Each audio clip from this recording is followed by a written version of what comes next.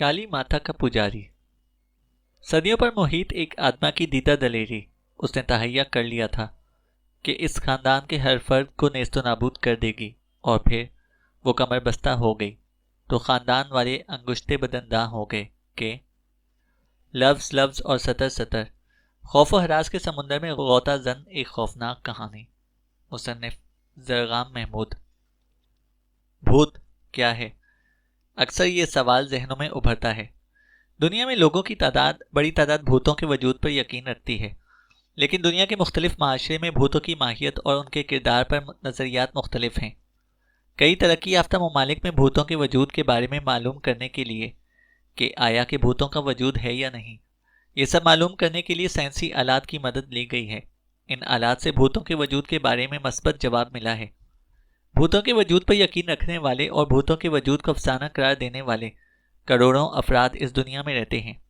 कुछ लोग भूतों के वजूद पर यकीन रखते हैं तो कुछ लोग भूतों की वजूद के इंकारी हैं। मगर ये सब लोगों की ख्वाहिश है कि कहीं से उन्हें अलादीन का चिराग मिल जाए ताकि वो चिराग के जिन या भूत को काबू करके अपनी ज़िंदगी की मुश्किलात हल कर सकें। इतना कहकर मैं खामोश हो गया और मैंने एक तायराना नज़र हाजरीन पर डाली। सब लोग खामोशी से बैठे मेरी तकरीर सुन रहे थे। मैंने खंखार कर गला साफ किया और फिर अपनी तकरीर को जारी रखा। अक्सर माशरे में ये बात मशहूर है कि इंसानी रूहें ही असल में भूत होती हैं। मरने के बाद इंसान की रूह दूसरी दुनिया में चली जाती है, मगर किसी से शदीद मोहब्बत या किसी से शदीद नफरत और इंतकाम की ख्वाहिश की तकमील के लिए रूह अपनी दुनिया का असूल तोड़कर वापस हमारी दुनिया में आ जाती है। अक्सर आमिलों का ख्याल है कि रूह अज खुद कुछ नहीं कर सकती, उसे अपना मिशन मुकम्मल करने के लिए किसी इंसान की मदद की ज़रूरत होती है और वो रूह किसी इंसान को अपने ताबे करके उससे अपना मिशन मुकम्मल करवाती है। मगर रूह हर इंसान पर कब्जा नहीं कर सकती। रूह अपने मकसद की तकमील के लिए सिर्फ एक ऐसे इंसान को ही काबू कर सकती है जो रूहानी तौर पर कमज़ोर होता है। भूतों की तस्वीरें और वीडियो बड़ी तादाद में इंटरनेट पर मौजूद हैं। अक्सर वीडियो बनाते हुए या तस्वीर वगैरह खींचते हुए इन वीडियोज़ और तस्वीरों में गैर मरई मखलूक यानी भूतों की शबीह देख आ जाती है, जिसका एहसास बाद में वीडियो या तस्वीर देखने के बाद होता है। जिन्नात का वजूद तो कुरान से साबित है, लेकिन भूत प्रेत, चुड़ैल और पच्छल पैरी वगैरह के वजूद के लिए हमें मुख्तलिफ माशरे में मुख्तलिफ नज़रियात मिलते हैं। मैं यहाँ सिर्फ रूह के वजूद के मुतालिक सिर्फ इतना कहूँगा कि अक्सर रूहें अपनी दुनिया से निकलकर हमारी दुनिया में आ जाती हैं। इसमें कुछ नेक रूहें भी होती हैं और कुछ बुरी रूहें जिन्हें हम बदरूह कहते हैं, और ये बदरूहें इस दुनिया के जिंदा इंसानों को तंग करती हैं और इंसान के लिए मसला बन जाती हैं। इन रूहों को काबू करने और वापस अपनी दुनिया में भेजने के लिए माहिर आमिलों की खिदमत हासिल की जाती हैं। तकरीर के आखिर में मैं आपको ये बता दूं कि गैर मरई मखलूक़ात जैसे रूह, भूत, जिन वगैरह काफ़ी अमन पसंद होते हैं। वो बिलावजह किसी को तंग नहीं करते, मगर जिस तरह इंसानों में कुछ इंसान शरपसंद होते हैं, बिल्कुल इसी तरह इन मखलूक़ात में भी कुछ शरपसंद होते हैं जो इंसानों को तंग करके मज़ा लेते हैं। यही शरपसंद मखलूक़ात इंसानों के लिए मसाइल पैदा करते हैं, मगर उनकी तादाद कम है। लिहाजा इन मखलूक़ात से डरना या इन्हें बिलावजह तंग करना अच्छी बात नहीं है। इस कायनात में खुदा ने सब मखलूक़ात का अपना दायरा कार रखा है और तमाम मखलूक़ात बशमूल इंसान के सबको अपने दायरे में रहते हुए अपना किरदार अदा करना पड़ता है। इसी तरह हम अपनी ज़िंदगी सहल बना सकते हैं। इतना कहकर मैंने अपनी तकरीर ख़त्म की और डाइस से हट गया। इसके बाद पूरा हॉल तालियों से गूंज उठा। मैं तहसीनामेज़ नज़रों से हॉल में बैठे हुए लोगों को देखते हुए स्टेज की सीढ़ियाँ उतरने लगा। मैं हुंजा वैली के एक कम्युनिटी हॉल में भूतों के वजूद के हवाले से तकरीर कर रहा था। मैं कल ही हुंजा वैली आया था। यहाँ आने की दावत मुझे मेरे उस्ताद नुमा दोस्त जनाब नियाज़ अली फ़खरी ने दी थी। नियाज़ अली ना सिर्फ मेरे दोस्त थे बल्कि वो मेरे उस्ताद भी थे। उन्होंने ही मेरे अंदर छुपी हुई सलाहियतों को पहचाना और मेरी सलाहियतों को निखारा। नियाज़ अली पहले मेरे साथ यूनिवर्सिटी में पढ़ाते थे, फिर रिटायरमेंट के बाद वो अपने आबाई इलाके हुंजा में शिफ्ट हो गए और यहाँ उन्होंने गैर इंसानी मखलूक़ात यानी भूत प्रेत वगैरह पर रिसर्च शुरू की। साथ ही उन्होंने एक NGO भी बनाई जो ऐसे वाक़यात का नोटिस लेती है जिनके बारे में ख्याल किया जाता है कि ये किसी इंसान का काम नहीं। नियाज़ अली की NGO ने ही ये सेमिनार मुनक़िद किया था और नियाज़ अली ने ख़ुद मुझे फ़ोन करके इस सेमिनार में मदऊ किया, लेकिन मैं उन्हें इनकार नहीं कर सका और हुंजा वैली आ गया। Sir, autograph please. जैसे ही मैं स्टेज से नीचे उतरा, एक लड़की ने ऑटोग्राफ में ही जाने बढ़ाई। मैंने मुस्कुराकर उससे ऑटोग्राफ बुक ली और उस पर अपनी दस्तखत करके ऑटोग्राफ बुक उस लड़की को वापस कर दिया। सर प्लीज़ एक तस्वीर, एक और आवाज़ उभरी और फिर हर जानिब से ऑटोग्राफ और तस्वीरों की फरमाइशें शुरू हो गईं। मैंने खुंदा पेशानी के साथ ऑटोग्राफ दे रहा था और साथ साथ तस्वीरें भी बनवा रहा था। सर, सर औसाफ, मुझे एक जानी पहचानी आवाज़ आई तो मैंने घूमकर आवाज़ की सिमत में देखा। मुझे आवाज़ देने वाला न्याज अली का शागिर्द जुनैद था। हाँ जुनैद, क्या बात है? मैंने तमाम लोगों से माजरत करते हुए जुनैद की जानिब बढ़ा। सर, आपको न्याज सर याद कर रहे हैं, जुनैद ने कहा तो मैं न्याज अली की जानिब चल दिया। न्याज अली स्टेज से कुछ दूर हॉल के गोशे में एक 28-30 साल के नौजवान के साथ खड़े थे और दोनों बातें कर रहे थे। सर, आपने याद किया? करीब पहुंचने के बाद मैंने न्याज अली से अदब से मुखातिब हुआ। न्याज अली मेरे कुलीग थे, मगर उम्र और तजर्बे में मुझसे बड़े हैं, लिहाजा मैं इनका अदब करता हूँ और उन्हें सर कहकर मुखातिब करता हूँ। औसाफ, आओ आओ, न्याज अली मेरी जानिब देखते हुए कहने लगे।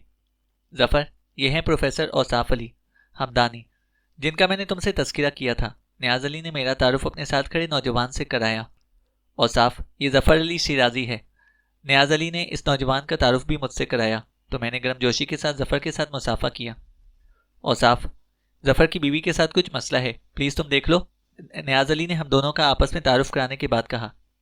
सर, जैसा आपका हुक्म, मैंने सर तस्लीम खम करते हुए कहा। क्या मसला है आपकी वाइफ का? न्याज अली को जवाब देने के बाद मैंने बराह जफ़र से पूछा। सर, बात कुछ लंबी है, अगर कहीं बैठकर बात कर ली जाए तो ज़्यादा बेहतर होगा, जफ़र एहतराम के साथ बोला। ओके, ऐसा करो कि कल सुबह मुझे होटल में मिल लो। मैं होटल डी फ्रांस के कमरा नंबर 111 में ठहरा हुआ हूँ, मैंने जफ़र से कहा तो वो सर हिलाने लगा। इसी वक्त स्टेज से सर न्याज अली के नाम की पुकार लगी तो न्याज अली हम दोनों से माजरत करते हुए स्टेज की जानिब चल दिए। अगली सुबह मैं जल्दी बेदार हो गया। नमाज वगैरह से फारिग होकर मैं होटल से बाहर निकला और हुंजा वैली की खूबसूरती को देखने की गर्ज से हुंजा की सड़कों पर मटगश करने लगा। हुंजा वैली वाकई काफ़ी खूबसूरत जगह है।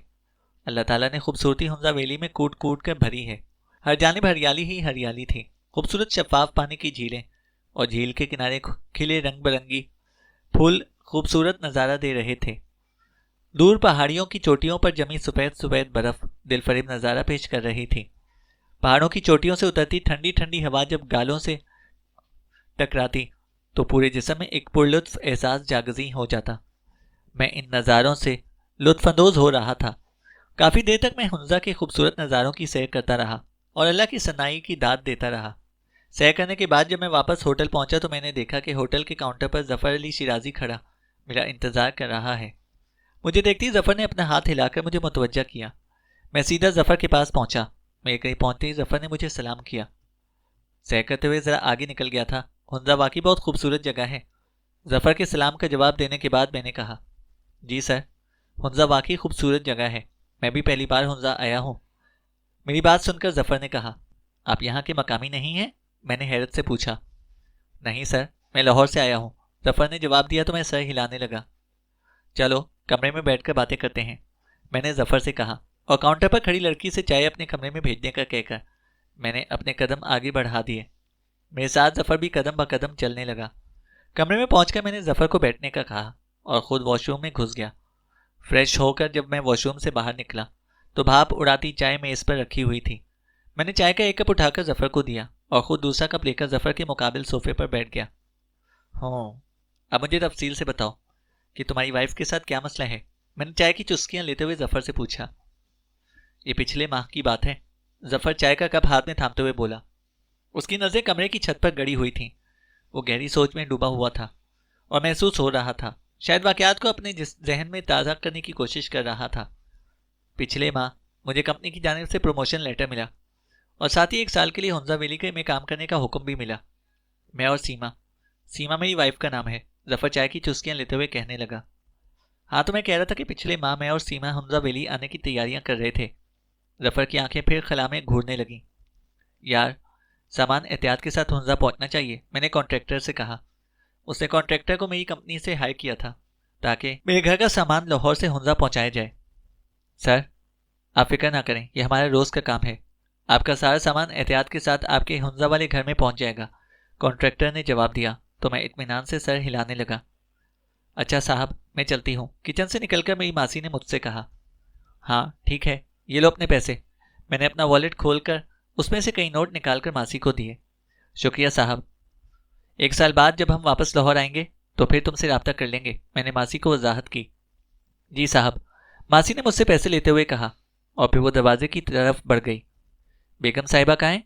मैंने घर के बाहर जाती हुई मासी से पूछा। वो ऊपर कमरे में है, मासी ने जवाब दिया और दरवाज़ा खोलकर घर से बाहर चली गई। मैं कॉन्ट्रैक्टर के काम पर नजर डालता हुआ सीढ़ियों के जरिए ऊपर कमरे की जानिब चल पड़ा। ऊपर कमरे में पहुंचकर मैंने देखा कि सीमा कमरे की खिड़की से बाहर झांक रही है। उसकी आंखें नम हैं। मैं धीरे से सीमा के करीब पहुंचा और अपने दोनों हाथ उसके शानों पर रखे तो सीमा ने मुड़कर नम आलूद आंखों से मुझे देखा। अपने ख्वाबों की सरजमीन छोड़ना यकीनन तकलीफदेह होता है।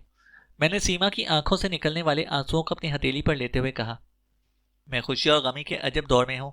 एक जानिब लाहौर छोड़ने का गम है तो दूसरी जानिब इस बात की खुशी है कि मैं अपने आबाओ अजदाद की सरजमीन हुंजा वैली जा रही हूँ। सीमा ने कहा, तुम्हारे दादा की तो पैदाइश हुंजा ही की थी, है ना?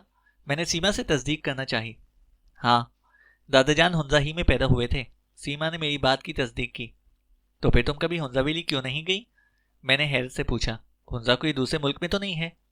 बस दादाजान हमेशा हम लोगों को हुंजा जाने से मना करते थे, सीमा बोली।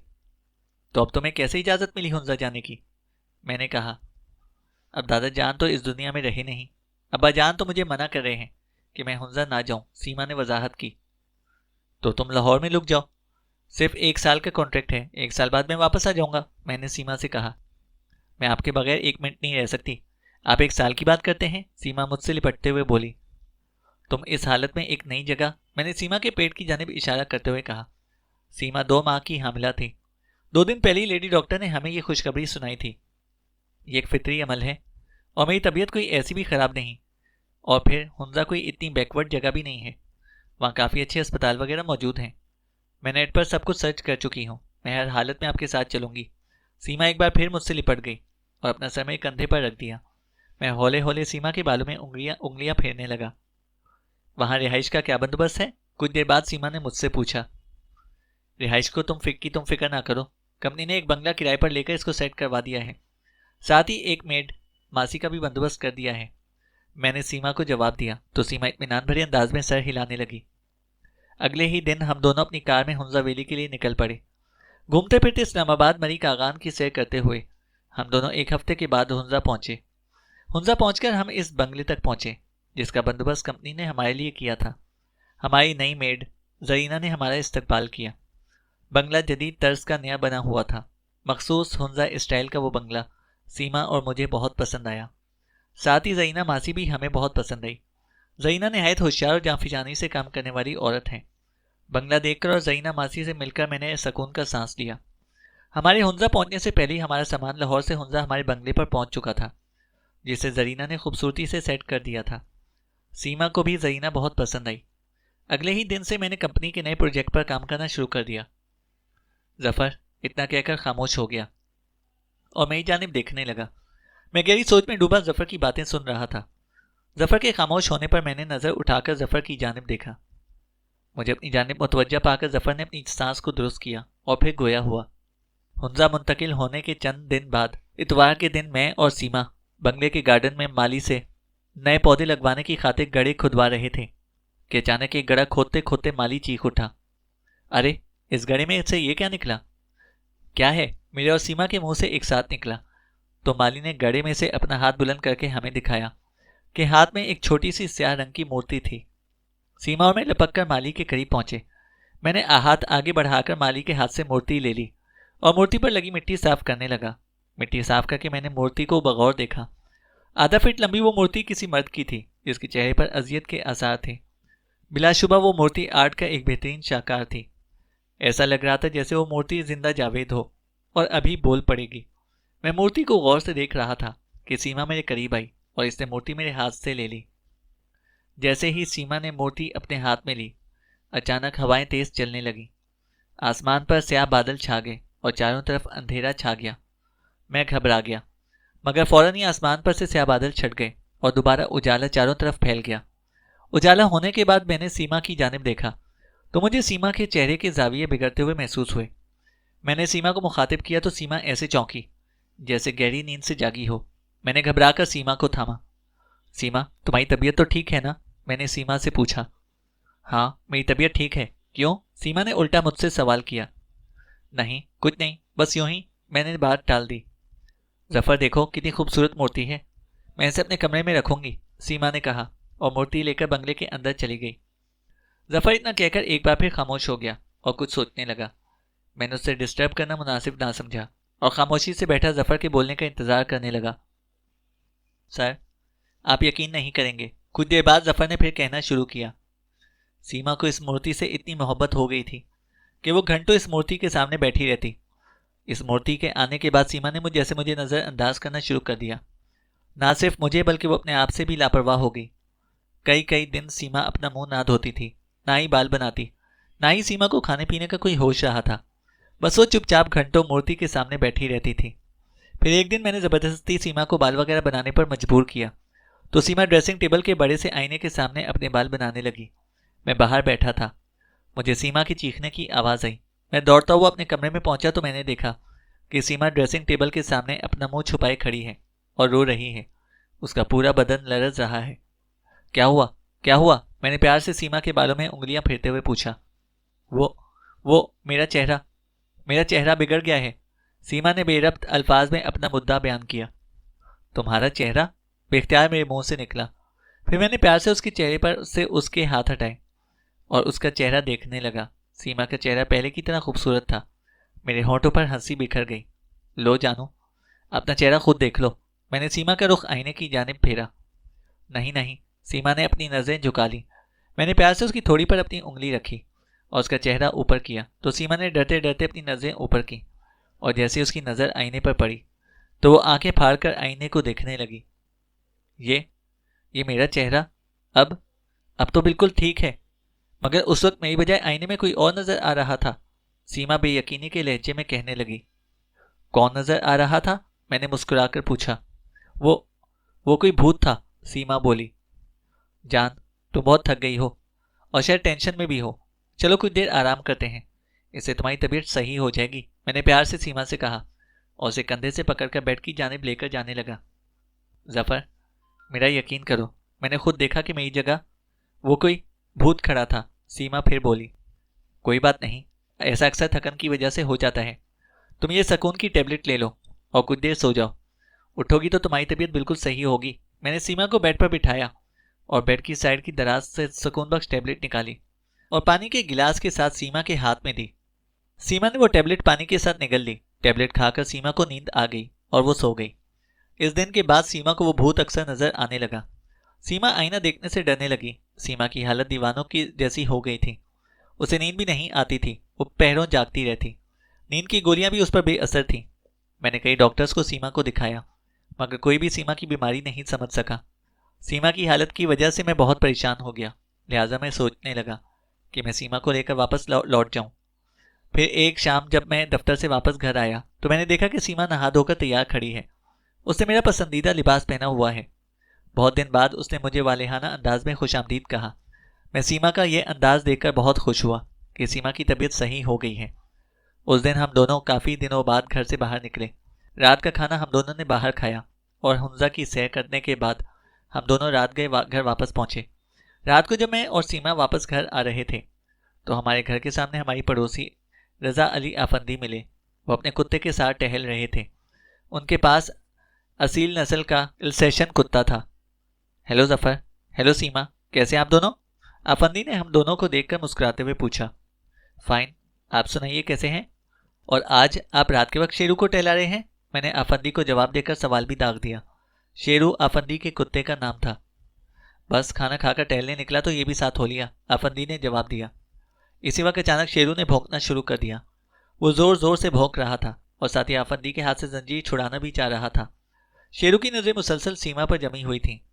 मैं किसी मुगालते के बगैर कह सकता हूं कि शेरू सीमा पर भौंक रहा था। शेरू के जोर लगाने पर आफंदी के हाथ से जंजीर छूट गई और शेरू जोर जोर से भौंकता हुआ वहां से भाग निकला। शेरू भागते हुए मुड़ मुड़ कर सीमा की जानिब भी देख रहा था। मैंने पहली बार शेरू की आंखों में खौफ देखा। वो सीमा से डर रहा था। शेरू भागकर अपने घर में घुस गया। पता नहीं अचानक शेरू को क्या हो गया, आफंदी बोले और तेज तेज कदमों से घर की जानिब चल दिए। ना जाने शेरू को क्या हो गया, आफंदी के जाने के बाद मैंने सीमा से कहा। पागल हो गया है, इसे तो गोली मार देनी चाहिए। सीमा का लहजा काफ़ी जारहाना था। मैंने हैरान होकर सीमा को देखा, क्योंकि सीमा जानवरों से काफ़ी मोहब्बत करती थी। लाहौर में भी उसने एक कुत्ता पाला हुआ था, लिहाजा सीमा का इस तरह शेरू को गोली मार देने का कहना मेरे लिए काफ़ी नहीं था और काफ़ी हैरत का बायस था। अगले दिन अली उस सुबह उठकर मैं जॉगिंग के लिए घर से निकला तो मैंने देखा कि आफंदी के घर के सामने रश लगा हुआ है। मैं जॉगिंग के अंदाज में दौड़ता हुआ आफंदी के घर के सामने पहुंचा और लोगों की भीड़ में रास्ता बनाकर आगे बढ़ा और आफंदी के घर के करीब पहुंचा तो धक से रह गया। आफंदी के घर के दरवाजे पर शेरू की लाश पड़ी थी। शेरू की लाश उधड़ी हुई थी। किसी ने उसकी गर्दन दबोचकर उसका पेट फाड़ कर उसे मारा था। लगता है रात को शेरू की मुठभेड़ किसी दरिंदे से हो गई, शायद किसी चीते या रीछ वगैरह से, क्योंकि ये किसी दरिंदे का ही काम लगता है, मजमे में से एक आदमी बोला। तो आफंदी अफसरदगी से सर हिलाने लगे। मैंने भी दुख और सदमे से आफंदी के कंधे पर हाथ रखा और करीब जाकर शेरू की लाश को देखने लगा। शेरू की गर्दन बुरी तरह से उधड़ी हुई थी और उसका पेट भी फट गया था। लगता था कि किसी जानवर ने अपने मजबूत दांतों से शेरू को उधेड़ कर रख दिया है। मैं आफंदी से अफसोस का इजहार करके वापस घर आ गया। जब मैं घर पहुंचा तो मैंने देखा कि सीमा उठ चुकी है और मूर्ति के सामने बेहसो हरकत बैठी है। मैंने सीमा को हाय कहा, मगर सीमा ने मुझे कोई जवाब ना दिया और चुपचाप बैठी रही और मूर्ति को घूरती रही। मैं सीमा के करीब पहुंचा तो सीमा का चेहरा देखकर हैरान रह गया। सीमा के चेहरे और गर्दन पर खराशों के वाजे निशानात थे। सीमा, सीमा, ये तुम्हारे चेहरे पर खराशें कैसी हैं? मैं सीमा को कंधे से पकड़कर झिंझोड़ते हुए बोला। क्या क्या? सीमा ऐसे चौंकी जैसे गहरी नींद से जागी हो। ये तुम्हारे चेहरे पर खराशें कैसी हैं? मैंने दोबारा पूछा। कहाँ कहाँ? सीमा अपने चेहरे पर हाथ फेरते हुए पूछने लगी।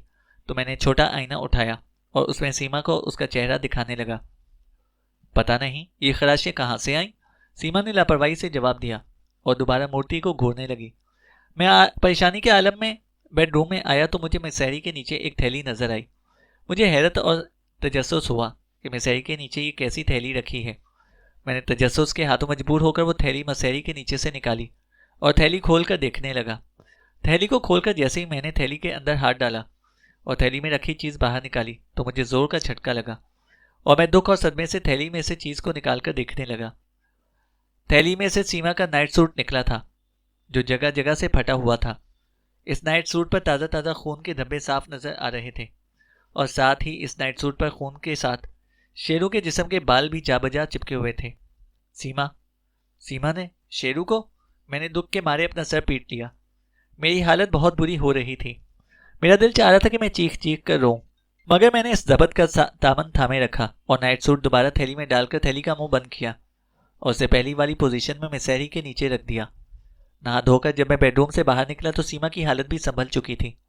वो बड़ी लगावट से मुझे मिली और नाश्ते में मेज़ पर भी वो बड़ी लगावट का इजहार कर रही थी। जफर इतना कहकर फिर खामोश हो गया। ये कुत्ते वाली बात कब की है? जफर ने खामोश होने पर मैंने पूछा।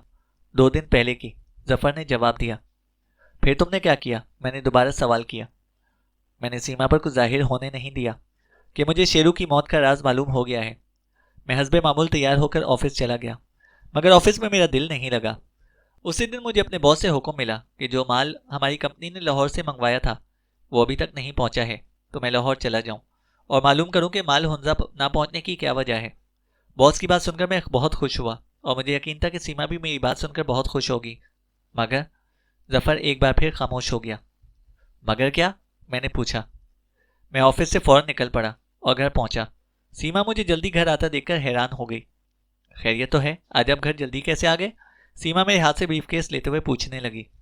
खुशखबरी है बहुत बड़ी, मैं टाई की नोट ढीली करते हुए बोला। खुशखबरी? कौन सी खुशखबरी? सीमा ने पूछा। कल हम लाहौर जा रहे हैं, मैंने सीमा को खुशखबरी सुनाई। इतनी बात कहकर जफर एक बार फिर खामोश हो गया। सीमा का रिएक्शन ये बात सुनकर कैसा था? मैंने मुस्कुराकर पूछा। सर, आप यकीन नहीं करेंगे, मैं तो समझ रहा था कि सीमा बहुत खुश होगी, मगर उसका रिएक्शन इंतहाई शदीद था। उसने हुंजा छोड़ने से साफ इनकार कर दिया, बल्कि जब मैंने इसार किया तो हुजियानी अंदाज में चीखने लगी और घर की चीज़ें मेरे ऊपर फेंकने लगी। बड़ी मुश्किल से सीमा को काबू किया। सीमा की बस एक ही रट थी, वो हुंजा वैली से बाहर नहीं जाएगी। जफर एक बार फिर खामोश हो गया। जफर की बात सुनकर मेरे माथे की शिकनों में इजाफा हो गया। और सर, कल मेरे ससुर का फ़ोन आया, उन्होंने जो बात मुझे बताई उसने मुझे काफ़ी परेशान कर दिया। जफर बोला। क्या बताया उन्होंने? मैंने पूछा। उन्होंने बताया कि सीमा ने उन्हें फ़ोन करके हुंजा आने की दावत दी।